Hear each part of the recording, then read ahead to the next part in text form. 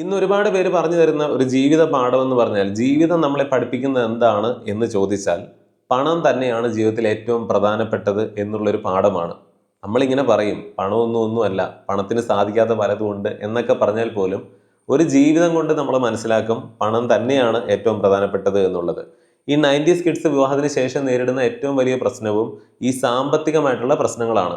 ഇത് നമ്മൾ ആദ്യം ഒന്ന് വ്യക്തമായിട്ട് പറഞ്ഞു വെക്കും, അതിനുശേഷം നമ്മൾ അവസാനം ഒരു പോയിന്റിലേക്കൊക്കെ എത്തുന്നുണ്ട്. അതൊക്കെ ചിലർക്ക് അവിശ്വസനീയമായിട്ടൊക്കെ തോന്നിയേക്കാം, എന്നാലും ഇന്ന് സമൂഹത്തിൽ നടക്കുന്ന കാര്യങ്ങളാണ്. ഇന്ന് വിവാഹം കഴിക്കുന്ന പലരും പാർട്ട്നേഴ്സ് എന്ന് പറയുന്നതിനേക്കാൾ കൂടുതൽ EMI പാർട്ട്നേഴ്സ് ആണ് എന്ന് പറയാറുണ്ട്. കാരണം വിവാഹം നടത്താൻ വേണ്ടിയിട്ട് സ്ത്രീയും പുരുഷനും അല്ലെങ്കിൽ അവരുടെ വീട്ടുകാരും ഒക്കെ വലിയ ബാധ്യതകളാണ് എടുത്തു വെക്കുന്നത്. വിവാഹത്തിന്റെ ചെലവുകൾ, അതായത് ലോക്ക്ഡൌൺ സമയത്തൊക്കെ വിവാഹം നടന്നവർ ഭാഗ്യവാന്മാരാണ് എന്ന് പറയാറുണ്ട്. ആ ഒരു അവസരം മുതലാക്കി വിവാഹം ചെയ്തവരുമുണ്ട്. ഒറ്റയ്ക്ക് ജീവിക്കുന്നത് തന്നെ സാമ്പത്തികമായ ബുദ്ധിമുട്ടുള്ള ഒരു അവസ്ഥയിലായിരിക്കും പലരും വിവാഹം കഴിക്കുന്നത്. വിവാഹത്തോടു കൂടി പ്രത്യേകിച്ച് യുവാക്കളുടെ അതുവരെയുള്ള സേവിങ്സ് ഈ ആഘോഷങ്ങൾക്കൊക്കെ വേണ്ടി തീർന്നിട്ടുണ്ടാകും. വിവാഹത്തിന്റെ ആഡംബരങ്ങള്, ധൂർത്തുകള്, ആചാരങ്ങള്, അല്ലെങ്കിൽ പലർക്കും വസ്ത്രം എടുത്തു കൊടുക്കുന്നതും ആഭരണങ്ങൾ മേടിച്ചു കൊടുക്കുന്നതും ഒക്കെ തുടങ്ങി അതൊന്നും പറഞ്ഞ് സമയം കളയുന്നില്ല. ഇതിന്റെ തൊട്ടു പുറകെ ഹണിമൂൺ ട്രിപ്പ്. ഇന്ന് പലരും ഇന്റർനാഷണൽ ട്രിപ്പുകളൊക്കെയാണ് പ്രിഫർ ചെയ്യുന്നത്. പല പെൺകുട്ടികൾക്കുമൊക്കെ അത് വളരെ നിർബന്ധവുമാണ്. പുരുഷന്മാർ ഇതൊക്കെ ചെയ്യാൻ നിർബന്ധിതരാകുന്നുണ്ട്. തിരിച്ചുകൊണ്ട് വിവാഹം നടത്താൻ വേണ്ടി തന്നെ ഒരു നില ഉണ്ടായിരുന്ന വീട് 2 നിലയാക്കിയിട്ടുണ്ടാവും, ഒരു ഹൗസിംഗ് ലോൺ ഒക്കെ എടുത്തിട്ട്, അല്ലെങ്കിൽ ഒരു കാർ EMI മേടിച്ചിട്ടുണ്ടാവും.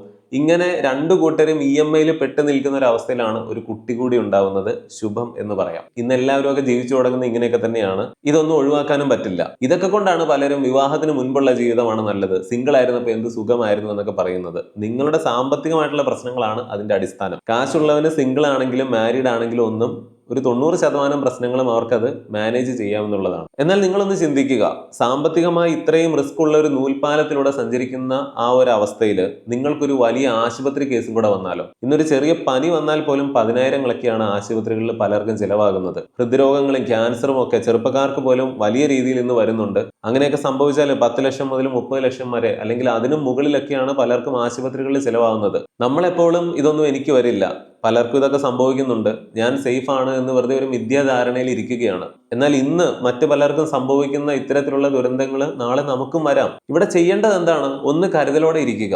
ആശുപത്രി കേസ് വന്നാൽ കൊടുക്കാൻ വേണ്ടിയിട്ട് ലക്ഷങ്ങളോ കോടികളോ ഒന്നും സമ്പാദിച്ചു വെക്കാൻ എല്ലാവർക്കും സാധിക്കില്ല. എന്നാൽ മാസം ഒരു 400 രൂപ അല്ലെങ്കിൽ 500 രൂപ ഇതിനു വേണ്ടി മാറ്റി വെക്കാൻ നിങ്ങളുടെ കയ്യിൽ ഉണ്ടാകില്ലേ? അതുപോലെയുള്ള ചെറിയ തുകകൾ മാത്രം മാറ്റി വെച്ചുകൊണ്ട് ഒരു നല്ല ഹെൽത്ത് ഇൻഷുറൻസ് എടുത്തു വെച്ചാൽ തന്നെ ഇതിനൊക്കെ ഒരു പരിഹാരമായി. ഇത്തരം ഹെൽത്ത് പ്ലാനുകൾ, അതും ഇന്ത്യയിലെ ഏറ്റവും ടോപ്പ് ഇൻഷുറൻസ് കമ്പനികളുടെ പ്ലാനുകളൊക്കെ കമ്പയർ ചെയ്ത് പോളിസി എടുക്കാനുള്ള ലിങ്ക് ഡിസ്ക്രിപ്ഷൻ ബോക്സിലും പിൻഡ് കമന്റിലും ഞാൻ കൊടുത്തിട്ടുണ്ട്. അങ്ങനെ വളരെ ചെറിയ തുകയൊക്കെ പ്രീമിയം കൊടുത്താൽ 1 കോടി വരെയൊക്കെ കവറേജ് ലഭിക്കുന്ന ഹെൽത്ത് ഇൻഷുറൻസ് പ്ലാനുകൾ നിങ്ങൾക്ക് എടുക്കാം. പ്രവാസികളൊക്കെ ആയിട്ടുള്ളവർ നാട്ടിലുള്ള അവരുടെ മാതാപിതാക്കൾക്ക് വേണ്ടി ഹെൽത്ത് ഇൻഷുറൻസ് എടുക്കുകയാണെങ്കിൽ 18% GST അടയ്ക്കണ്ട. പ്രവാസികൾ അവർ പലപ്പോഴും നാട്ടിൽ ഉണ്ടാകില്ലെങ്കിലും അവരുടെ പ്രായമായ നാട്ടിലുള്ള മാതാപിതാക്കൾക്ക് വേണ്ടി ഡോക്ടറുടെ അപ്പോയിന്റ്മെന്റ് എടുക്കുക, ലാബ് ടെസ്റ്റുകൾ നടത്തുക, ഇതൊക്കെ വിദേശത്ത് ഇരുന്നുകൊണ്ട് തന്നെ നിങ്ങൾക്ക് ബുക്ക് ചെയ്യാം. ക്ലെയിം സംബന്ധിച്ച കാര്യങ്ങളെല്ലാം ചെയ്യുവാനായിട്ട് ഒരു ഡെഡിക്കേറ്റഡ് റിലേഷൻഷിപ്പ് മാനേജറുടെ സഹായവും ഉണ്ടാകും. മരുന്നുകൾ വീട്ടിൽ എത്തിച്ചു കൊടുക്കാനുള്ള സൗകര്യവുമുണ്ട്. 30 മിനിറ്റിനുള്ളിൽ ക്ലെയിം സപ്പോർട്ടും കിട്ടും. ഇപ്പോൾ എടുത്താൽ 25% വരെയൊക്കെ ഡിസ്കൗണ്ട് ലഭിക്കും. ഇതൊക്കെ പിന്നത്തേക്ക് മാറ്റി വെച്ചാൽ ഭാവിയിൽ നിങ്ങൾക്ക് ആവശ്യം വരുമ്പോൾ, അല്ലെങ്കിൽ മാരകമായ ഒരു അസുഖമോ ഒക്കെ വന്നു കഴിഞ്ഞാൽ അപ്പോൾ ഹെൽത്ത് ഇൻഷുറൻസ് കിട്ടണമെന്നില്ല. അതുകൊണ്ട് നിങ്ങൾ ഇതുവരെ എടുത്തിട്ടില്ലെങ്കിൽ, ഇത്രയും നാള് ഇതെടുത്തില്ലല്ലോ, വൈകിപ്പോയല്ലോ എന്ന് ചിന്തിക്കുകയല്ല, ഇപ്പോൾ തന്നെ എടുക്കുക എന്നുള്ളതാണ്. എത്രയും നേരത്തെ നിങ്ങൾ ഹെൽത്ത് ഇൻഷുറൻസ് എടുക്കുന്നോ അത്രയും നല്ലതാണ്. അതുകൊണ്ട് ഞാൻ ഡിസ്ക്രിപ്ഷൻ ബോക്സിലും പിൻഡ് കമന്റിലും കൊടുത്തിരിക്കുന്ന ലിങ്ക് വഴി പോയി നിങ്ങൾക്കും നിങ്ങളുടെ കുടുംബത്തിനും ഒക്കെ വേണ്ടിയിട്ട് ഒരു നല്ല ഹെൽത്ത് ഇൻഷുറൻസ് ഇന്ന് തന്നെ എടുക്കുക. അല്ലെങ്കിൽ സ്ക്രീനിൽ കാണുന്ന ഈ QR കോഡ് സ്കാൻ ചെയ്താലും മതി. നിങ്ങളുടെ കുടുംബത്തിന്റെ സുരക്ഷയ്ക്ക് വേണ്ടിയിട്ടാണ് ഇതെന്ന് മനസ്സിലാക്കുക. 90s കിഡ്സ് വിവാഹത്തിന് ശേഷം നേരിടുന്ന വെല്ലുവിളികൾ എന്തൊക്കെയാണ്? ഇത് പറയുമ്പോൾ തന്നെ പലരും ചിന്തിക്കുന്നത് എന്താണ്, ഈ 90s കിഡ്സ് പ്രത്യേകിച്ച് യുവാക്കൾക്ക് പെണ്ണ് കിട്ടുന്നില്ല എന്നുള്ളൊരു വലിയ പരാതി നിലവിലുണ്ട്. അപ്പൊ ഇതൊക്കെ കഴിഞ്ഞിട്ടല്ലേ വിവാഹത്തിന് ശേഷമുള്ള പ്രശ്നങ്ങൾ എന്ന് ചോദിച്ചു കഴിഞ്ഞാൽ അതിന് എന്താണ് കാരണം? ആദ്യം അത് നമുക്ക് പെട്ടെന്നൊന്ന് പറഞ്ഞ് പോയിട്ട് ഈ കാര്യത്തിലേക്ക് പോകാം. ഈ 90s ഒരു കഷ്ടകാലം വന്നിട്ടുണ്ട്. അതായത് പണ്ട് 80s ജനിച്ച ആളുകൾ വിവാഹം ചെയ്ത ആരെയാണ്? 90കളിൽ ജനിച്ച യുവതികളെയാണ്. അപ്പൊ ഈ 90കളിൽ ജനിച്ച യുവതികളിൽ നല്ലൊരു ഭാഗത്തെയും ആര് കൊണ്ടുപോയി? 80കളിലൊക്കെ ജനിച്ചവർ കൊണ്ടുപോയി. എല്ലാവരെയും അല്ല, പൊതുവെ. അപ്പോ ഇതേ കാര്യം പിന്നീട് മുന്നോട്ട് പോകുമ്പോൾ എന്താ സംഭവിക്കേണ്ടത്? 90കളിൽ ജനിച്ച യുവാക്കന്മാർ അപ്പോൾ ആരെയാണ് വിവാഹം കഴിക്കേണ്ടത്? 2Kയിൽ ജനിച്ച യുവതികളെ. അവിടെയാണ് ഇന്ന് സമൂഹത്തിൽ വന്ന ഒരുപാട് മാറ്റങ്ങൾ കാരണം പരസ്പരം വിവാഹം കഴിക്കുന്നവരുടെ ഏജ് ഗ്യാപ്പ് കുറഞ്ഞു വന്നു.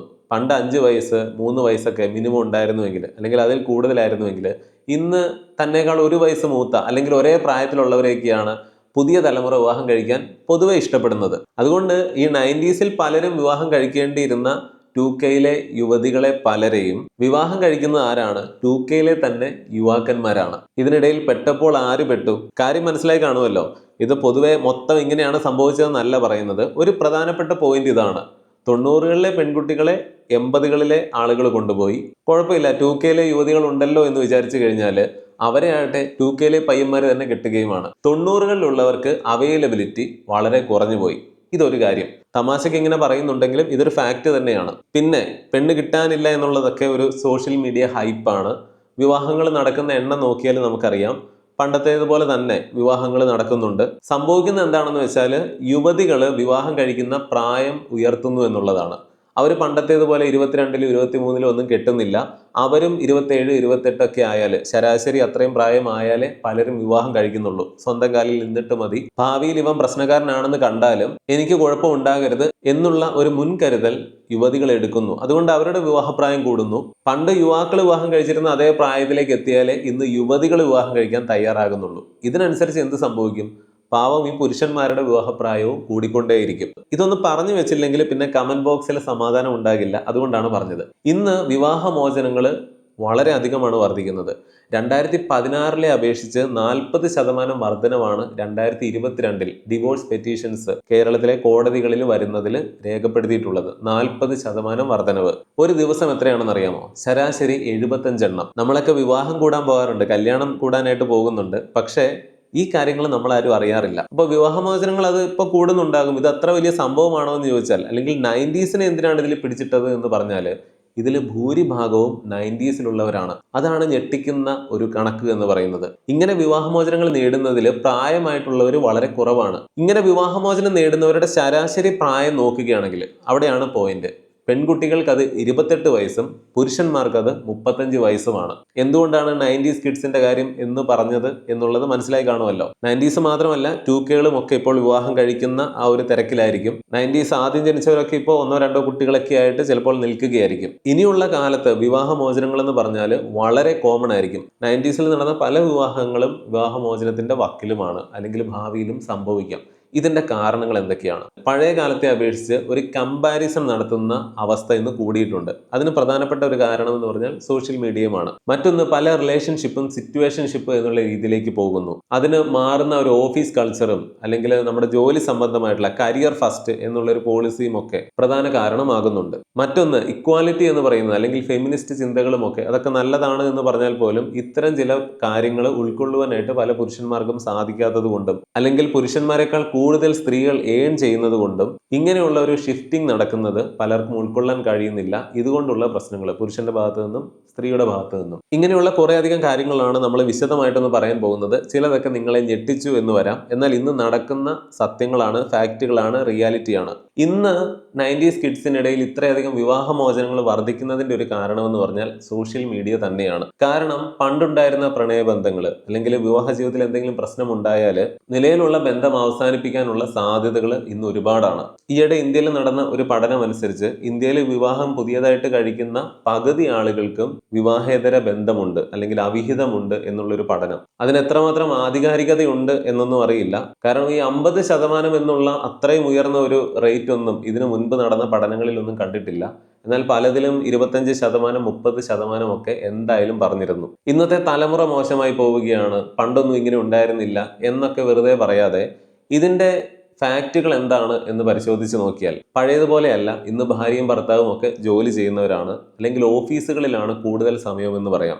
ജോലി സ്ഥലത്താണ്. ഭർത്താവിനൊപ്പം ഭാര്യയും ഭാര്യയ്ക്കൊപ്പം ഭർത്താവും ചെലവഴിക്കുന്ന സമയം കുറഞ്ഞു. അതിൽ കൂടുതൽ ഇവര് സമയം ചെലവഴിക്കുന്നത് അവരുടെ സഹപ്രവർത്തകരുടെ കൂടെയും അങ്ങനെയൊക്കെയാണ്, അല്ലെങ്കിൽ ഓഫീസുകളിലും സൈറ്റുകളിലും ഒക്കെയാണ്. ഏറ്റവും അധികം സമയം ആരുടെ ഒപ്പമാണോ ചെലവഴിക്കുന്നത് അവരോട് പല താല്പര്യങ്ങളും തോന്നാനുള്ള സാഹചര്യം ഇന്ന് വളരെ കൂടുതലാണ്. പ്രത്യേകിച്ച് അവരുടെ ബന്ധത്തിൽ എന്തെങ്കിലും പ്രശ്നമുണ്ടെങ്കിൽ. ഒരു ഭാര്യയ്ക്ക് ഭർത്താവിൽ നിന്ന് വളരെ അവഗണനകൾ നേരിടുന്നു, അല്ലെങ്കിൽ നിനക്ക് വലിയ സൗന്ദര്യമൊന്നും ഇല്ല എന്ന് പറയുന്നു, എപ്പോഴും ഉപദ്രവിക്കുന്നു. അങ്ങനെയുള്ള ഒരു പെൺകുട്ടിക്ക് ഓഫീസിൽ മറ്റൊരു പുരുഷൻ വലിയ സ്നേഹവും കരുതലും ഒക്കെ കൊടുക്കുമ്പോൾ തീർച്ചയായിട്ടും ഇയാളുമായിട്ടുള്ള ബന്ധം അവസാനിപ്പിച്ചിട്ട് അങ്ങോട്ട് പോകാനുള്ള തോന്നലുണ്ടാകും. എന്നാൽ അയാളും വിവാഹിതനാണെങ്കിലോ, അല്ലെങ്കിൽ ഈ രണ്ടു കൂട്ടർക്കും കുട്ടികളുണ്ടെങ്കിലോ, ഇന്ന് ഒരു രാജ്യത്ത് നിന്ന് മറ്റൊരു രാജ്യത്തേക്ക് പോയാലും പണ്ടുണ്ടായിരുന്ന പല റിലേഷൻഷിപ്പും ഒക്കെ പല മാധ്യമങ്ങളിലൂടെയും തലപൊക്കാനും, പ്രത്യേകിച്ച് വിവാഹബന്ധത്തിൽ എന്തെങ്കിലുമൊക്കെ പ്രശ്നങ്ങൾ ഉണ്ടെങ്കിൽ അതിനുള്ള സാധ്യതകൾ നിരവധിയാണ്. അതുകൊണ്ട് ഇന്ന് വിവാഹത്തിലേക്ക് പോകുന്നവര് തീർച്ചയായിട്ടും ആ ബന്ധം അത്രമാത്രം നല്ലതുപോലെ കാത്തു സൂക്ഷിച്ചില്ലെങ്കിൽ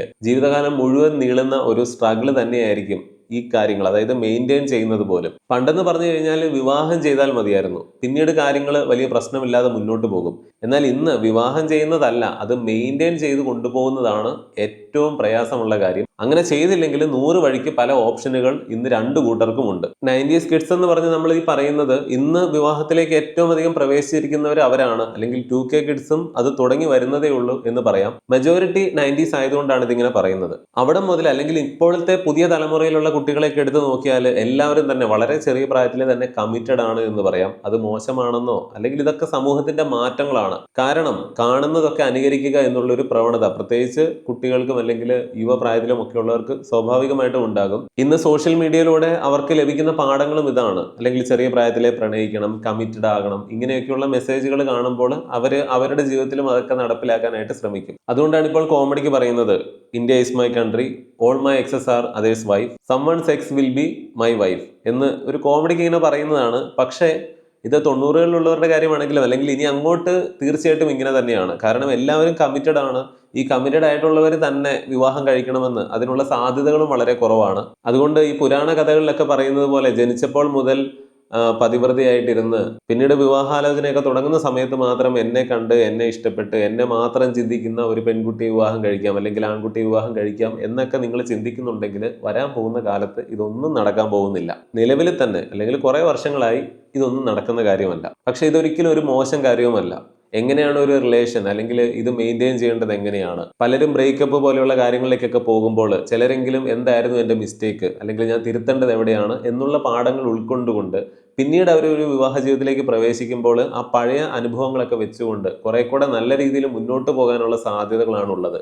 അല്ലാതെ ഇതൊക്കെ മോശം കാര്യങ്ങളാണ്, അല്ലെങ്കിൽ പഠിക്കുന്ന സമയത്ത് പ്രേമിക്കുന്നതും ഒരു റിലേഷനിലാകുന്നതും ഒക്കെ ഒരു മോശം പ്രവണതയാണ് എന്നൊന്നും ആരും കരുതണ്ട. അന്നും ഇന്നും ഇനിയുള്ള കാലത്തും എല്ലാം ഈ കാര്യങ്ങളൊക്കെ പല രീതിയിലുണ്ട്. ഇന്ന് സോഷ്യൽ വിസിബിലിറ്റി കൂടുതലാണ് എന്ന് മാത്രമേ ഉള്ളൂ. സോഷ്യൽ മീഡിയ വഴി ഒരുപാട് കമ്പാരിസൺസ് ഇപ്പോൾ നടത്തുന്നത് കൊണ്ട് തന്നെ വിവാഹം പോലെയുള്ള കാര്യങ്ങളിലേക്ക് പ്രവേശിക്കുന്ന പുതിയ ആൾക്കാരോട് പറയാനുള്ളൊരു കാര്യം, ഒരു വിവാഹ ജീവിതം ഏറ്റവും ഭംഗിയായിട്ട് മുന്നോട്ട് കൊണ്ടുപോകുന്നത് ഒരൊറ്റ കാര്യത്തെ വെച്ചിട്ടാണ്. വളരെ ലോ എക്സ്പെക്ടേഷൻസ് ആണ് നിങ്ങൾക്കുള്ളതെങ്കിൽ വലിയ പ്രശ്നമൊന്നുമില്ലാതെ മുന്നോട്ട് പോകും. എന്നാൽ ഇന്ന് വിവാഹത്തിനാകട്ടെ അല്ലെങ്കിൽ അതിന് ശേഷമാകട്ടെ വളരെ ഹൈ ആയിട്ടുള്ള എക്സ്പെക്ടേഷൻസ് ആണ് പലർക്കും ഉള്ളത്. ഒരു ഉദാഹരണം പറയാം. ഞാൻ കഴിഞ്ഞിടയ്ക്ക് ഒരു യാത്ര പോയി. വളരെ ബോറടിപ്പിക്കുന്ന, പോയ സ്ഥലവും കൊള്ളില്ലായിരുന്നു, പോയ വഴിക്ക് നമ്മൾ പലയിടത്തും ഫുഡ് കഴിക്കാനൊക്കെ കയറിയപ്പോൾ അതും ഒക്കെ ഒന്നിനും കൊള്ളില്ലായിരുന്നു. അങ്ങനെ തന്നെ നമ്മുടെ മൂഡ് പോയി. കാലാവസ്ഥ ശരിയല്ലായിരുന്നു, റോഡ് ശരിയല്ലായിരുന്നു, ആകെപ്പാടെ ഒരു നശിച്ച ട്രിപ്പായിരുന്നു എന്ന് പറയാം. പക്ഷേ ഞങ്ങൾ അവിടെ ഒരു പുഴയുടെ ഒരു സ്പോട്ടിൽ ബോട്ടിംഗ് പോലെയുള്ള കാര്യങ്ങളൊക്കെ ചെയ്തപ്പോൾ അതിൻ്റെ ഒരു വീഡിയോ എടുത്തിട്ട് സ്റ്റാറ്റസ് ഒക്കെ ഇട്ടു. അപ്പൊ ഇത് കണ്ടവരെല്ലാം ഇത് എവിടെയാണ് സ്ഥലം, അടിപൊളി ട്രിപ്പായിരുന്നു. അതായത് ഞാൻ പറഞ്ഞു വന്നത് എന്താണെന്ന് വെച്ചാൽ നമ്മുടെ മുഴുവൻ കഥയും പലരും അറിയുന്നില്ല. ആകെ അവിടെ നല്ലൊരു കാര്യം സംഭവിച്ചിട്ടുണ്ടെങ്കിൽ അതാണ് നമ്മളെടുത്ത് സ്റ്റാറ്റസ് ആയിട്ട് ഇടുന്നത്. ഒരു ട്രിപ്പിന്റെ കാര്യം ഇങ്ങനെയാണെങ്കിൽ ഒരു വിവാഹമാണെങ്കിലും ഒരു ജീവിതമാണെങ്കിലും ഒക്കെ ഇങ്ങനെ തന്നെയാണ്. രണ്ടുപേര് വിവാഹം കഴിച്ച് ഒരു കുട്ടിയായി അല്ലെങ്കിൽ 2 കുട്ടിയായി, ഈ കുട്ടികളെയും ചേർത്ത് വെച്ചുകൊണ്ട് ഒരു മനോഹരമായ ഒരു ഫാമിലി ഫോട്ടോ കാണുമ്പോൾ പലർക്കും ഇവരോട് അസൂയയോ അല്ലെങ്കിൽ ഇവരൊക്കെ വിജയിച്ചു എന്ന് തോന്നിയേക്കാം. അത് ശരിയായിരിക്കാം. പക്ഷേ ഈ 2 കുട്ടികളെയും അത്രയെങ്കിലും ആക്കിയെടുക്കാൻ വേണ്ടിയിട്ട് അവര് ഉറക്കമുളച്ചത്, ഇതിനൊക്കെ വേണ്ടി വന്ന ആശുപത്രി ബില്ലുകൾ അല്ലെങ്കിൽ ചെലവുകൾ, ഈ കുട്ടികളുടെ അല്ലെങ്കിൽ പുതിയ കുട്ടികളെ നോക്കാനൊക്കെ ആയിട്ട് എത്രമാത്രം ചെലവുകളുണ്ട് ആദ്യഘട്ടങ്ങളിൽ എന്നൊക്കെ നമുക്കറിയാം. ഇതൊന്നും ആരും ചിന്തിക്കില്ല. ആളുകൾ കാണുന്നത് ആ ഒരൊറ്റ പിക്ചർ ആയിരിക്കും, അല്ലെങ്കിൽ ആ ഒരു വീഡിയോ കണ്ടിട്ട് നമ്മൾ ഇതാണ് ലൈഫ് എന്ന് തെറ്റിദ്ധരിക്കും. അത് ലൈഫ് തന്നെയാണ്, പക്ഷേ ജീവിതത്തിന് മറ്റു പല വശങ്ങളും കൂടെ ഉണ്ട്. അതെല്ലാം കൂടെ ഉൾക്കൊള്ളണം. സോഷ്യൽ മീഡിയയുടെ പ്രശ്നം എന്താണ്? ഒരാളുടെ വ്യക്തി ജീവിതത്തിലെ ഏറ്റവും നല്ല മുഹൂർത്തങ്ങൾ മാത്രം നമ്മളെ കാണിക്കുകയും മറ്റുള്ളതെല്ലാം നമ്മൾ കാണാതിരിക്കുകയും ചെയ്യും. അതുകൊണ്ടാണ് ഭാവിയിലും ലോ എക്സ്പെക്ടേഷൻസ് ആണെങ്കിൽ നിങ്ങൾ നല്ല രീതിയിൽ മുന്നോട്ട് പോകാൻ സാധ്യതയുണ്ടാകും എന്ന് പറയുന്നത്. ഇതെല്ലാ കാര്യങ്ങളിലും ഉണ്ട്. ഇപ്പോൾ ഉദാഹരണത്തിന് ഇന്ന് സമൂഹ മാധ്യമങ്ങളെല്ലാം, മൊബൈൽ ഫോൺ, ഇന്റർനെറ്റ് പോലെയുള്ള കാര്യങ്ങൾ വഴി വളരെ ചെറിയ പ്രായത്തിലെ തന്നെ, ഇതിപ്പോൾ എങ്ങനെയാണ് തുറന്നു പറയേണ്ടതെന്ന് അറിയില്ല, എങ്കിൽ പോലും പലരും വിവാഹം കഴിക്കുന്നവരുടെ വളരെ സ്വകാര്യമായിട്ടുള്ള ജീവിതത്തിലാണെങ്കിലും ഇന്ന് ലോകത്തുള്ള സകലതും കണ്ടുകൊണ്ടാണ് പല യുവാക്കളും യുവതികളും ജീവിക്കുന്നത്. അപ്പോൾ അവരുടെ ദാമ്പത്യ ജീവിതത്തിൽ പോലും അവർക്ക് വലിയ എക്സ്പെക്ടേഷൻസ് ആയിരിക്കും ഉണ്ടാവുക. എന്നാൽ യാഥാർത്ഥ്യം വേറെ ആയിരിക്കും. പറഞ്ഞത് മനസ്സിലായി കാണുമല്ലോ. നിങ്ങൾക്ക് സന്തോഷമായിട്ടിരിക്കണമെന്നാണ് ആഗ്രഹമെങ്കിൽ സിംഗിൾ ആയിട്ട് തന്നെ ഇരിക്കുക. കാരണം നിങ്ങൾ വിവാഹം ചെയ്ത് അല്ലെങ്കിൽ ഏതാനും വർഷങ്ങൾക്കപ്പുറം തന്നെ നിങ്ങളുടെ സന്തോഷത്തിനല്ല, നിങ്ങളുടെ കുട്ടികൾക്ക് വേണ്ടിയുള്ള സന്തോഷമാണ് പിന്നെ നിങ്ങളുടെ സന്തോഷമാകുന്നത്. അവർക്ക് വേണ്ടിയാണ് നിങ്ങൾ ജീവിക്കുന്നത്. നിങ്ങൾ എന്നുള്ളത് മാറി, നീ എന്നുള്ളത് മാറിയിട്ട് നമ്മളാകുന്നു. പിന്നെ ഒരു ഓട്ടപ്പാച്ചിലായിരിക്കും. അതായത് ഹാപ്പി ആകാനായിട്ടാണ് നിങ്ങൾ വിവാഹം കഴിക്കുന്നതെങ്കിൽ നിങ്ങൾ വിവാഹം കഴിക്കേണ്ട, സിംഗിൾ ആയിട്ട് തന്നെ ഇരിക്കുക. വിവാഹം എന്ന് പറയുന്നത് കൂടുതലും സ്ട്രഗിളും കുറച്ചൊക്കെ സന്തോഷവുമാണ്. എന്നാൽ അതിനൊരു മനോഹാരിതയുണ്ട്. അവിടെ കുറെ റെസ്പോൺസിബിലിറ്റികൾ ഏറ്റെടുക്കേണ്ടതായിട്ട് വരും. ഇന്ത്യയിൽ തന്നെ കേരളം ജീവിത നിലവാരത്തിലൊക്കെ അല്ലെങ്കിൽ വിദ്യാഭ്യാസത്തിലുമൊക്കെ വളരെ മുന്നിട്ട് നിൽക്കുന്നതുകൊണ്ട് തന്നെ സ്ത്രീകൾ പുരുഷന്മാരെക്കാൾ ഉയർന്നാണ് നിൽക്കുന്നത്, വിദ്യാഭ്യാസത്തിലാണെങ്കിലും ജോലിയിലാണെങ്കിലും ഒക്കെ. അതുകൊണ്ട് അവർക്ക് മുകളിലുള്ള പുരുഷന്മാരെ സെലക്ട് ചെയ്യാൻ പോയി കഴിഞ്ഞാൽ അതിനുള്ള ചോയ്സ് വളരെ കുറവാണ്. എന്നാൽ സ്ത്രീകൾ അതാണ് ആഗ്രഹിക്കുന്നത്. അങ്ങനെ വിവാഹപ്രായം കൂടുന്നു അല്ലെങ്കിൽ വൈകിയാണെങ്കിലും വിവാഹം കഴിക്കുന്നു എന്നൊക്കെ പറയുമ്പോൾ പോലും പിന്നീട് സംഭവിക്കുന്ന അല്ലെങ്കിൽ ഇന്ന് കണ്ടുവരുന്ന ഒരു കാര്യം എന്താണ്, പ്രത്യേകിച്ച് വിദേശത്തേക്കൊക്കെ പോകുന്ന മലയാളി യുവതി യുവാക്കളുടെ കാര്യത്തിൽ ഇത് കൂടുതൽ പ്രകടമാണ്. സ്ത്രീയും പുരുഷനും തുല്യരാണ് എന്നൊക്കെ നമ്മൾ അംഗീകരിക്കുന്നു. എന്നാൽ പഴയ കാലത്തിൽ നിന്ന് വ്യത്യസ്തമായിട്ട് അടുക്കളപ്പണിയാണെങ്കിലും വീട്ടുജോലികളാണെങ്കിലും കുട്ടികളെ നോക്കേണ്ടതാണെങ്കിലും ഒക്കെ തുല്യമായിട്ട് ചെയ്യേണ്ടി വരുമ്പോൾ, അല്ലെങ്കിൽ ഇനി ഭാര്യയാണ് കൂടുതൽ ഏൺ ചെയ്യുന്നതെങ്കിൽ കൂടുതലായിട്ട് ഈ ജോലികൾ പുരുഷന്മാർ ചെയ്യേണ്ടി വരുമ്പോൾ പുരുഷന്മാർക്ക് ഇത് ഉൾക്കൊള്ളാനായിട്ട് സാധിക്കുന്നില്ല. അവരിത് ചെയ്യാൻ നിർബന്ധിതരാകുന്നുണ്ടെങ്കിലും അവർക്ക് ഈ മാറ്റം എളുപ്പത്തിൽ ദഹിക്കുന്നില്ല. ഇതൊക്കെ കൊണ്ട് തന്നെയുള്ള ഒരുപാട് പ്രശ്നങ്ങൾ ഈ പുതിയ തലമുറ വിവാഹങ്ങളിൽ വരുന്നുണ്ട്, പ്രത്യേകിച്ച് വിദേശത്തേക്ക് പോകുന്നവരുടെ കാര്യത്തിൽ. നമ്മൾ പണ്ട് ഇതിനെക്കുറിച്ച് സെപ്പറേറ്റ് ഒരു വീഡിയോ ഒക്കെ ചെയ്തതാണ്. വീഡിയോയുടെ തുടക്കത്തിൽ പറഞ്ഞ കാര്യം ഒരിക്കൽ കൂടി ഓർമ്മിപ്പിക്കുകയാണ്. ചികിത്സാ ചെലവുകളൊക്കെ വളരെയധികം ഉയർന്നുകൊണ്ടിരിക്കുന്ന ഈ ഒരു കാലഘട്ടത്തിൽ ഒരു നല്ല ഹെൽത്ത് ഇൻഷുറൻസ് എടുക്കേണ്ടത് വളരെ അത്യാവശ്യമായിട്ടുള്ള കാര്യമാണ്. 25% വരെയൊക്കെ ഡിസ്കൗണ്ടോട് കൂടി ഹെൽത്ത് ഇൻഷുറൻസ് എടുക്കാനുള്ള ലിങ്ക് ഡിസ്ക്രിപ്ഷൻ ബോക്സിലും പിൻഡ് കമന്റിലും കൊടുത്തിട്ടുണ്ട്. അല്ലെങ്കിൽ സ്ക്രീനിൽ കാണിക്കുന്ന ഈ QR കോഡ് സ്കാൻ ചെയ്താലും മതി. തീർച്ചയായിട്ടും ഇതൊന്ന് ചെക്ക് ചെയ്യുക. വീഡിയോയെക്കുറിച്ചുള്ള നിങ്ങളുടെ എല്ലാ അഭിപ്രായങ്ങളും വിമർശനങ്ങളും നിർദ്ദേശങ്ങളും സംശയങ്ങളും ഒക്കെ അറിയിക്കണം. മറ്റൊരു വീഡിയോയിൽ വീണ്ടും വരാം. നന്ദി, നമസ്കാരം.